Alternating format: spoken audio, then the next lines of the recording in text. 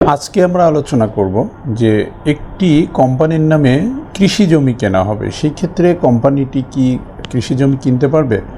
এর প্রথমেই উত্তরটি হচ্ছে না, কখনোই কোম্পানি কৃষি জমি কিনতে পারে না।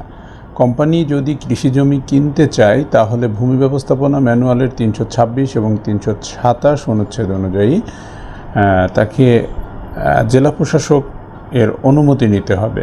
পূর্ব অনুমতি নেওয়ার পরবর্তীতে একজন কোম্পানির মালিক তার কোম্পানির নামে কৃষি জমি কিনতে পারবে।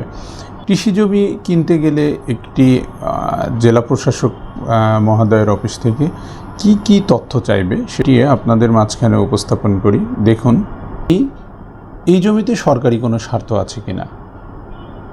দ্বিতীয়ত, এই জমি সিলিং বহির্ভূত জমি কিনা। সিলিংয়ের বিষয়ে আমরা পরবর্তীতে আলোচনা করব। সিলিংটা হচ্ছে একটি কোম্পানি তার সর্বোচ্চ কতটুকু জমি কিনতে পারবে এ বিষয়ে আর কি।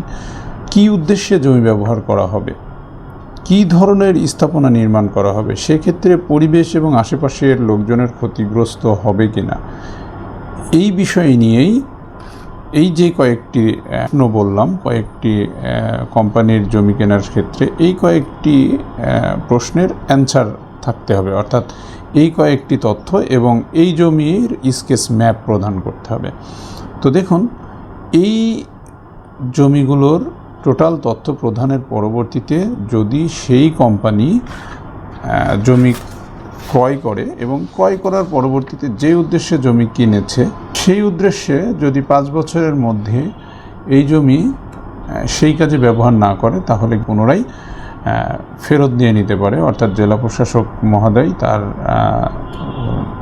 অধীনস্থ কর্মকর্তা কর্মচারীদের মাধ্যমে এই জমি আবার পুনরায় আপনার নাম থেকে কিন্তু কর্তন করে জেলা প্রশাসক এর নামে ফিরিয়ে নিতে পারে।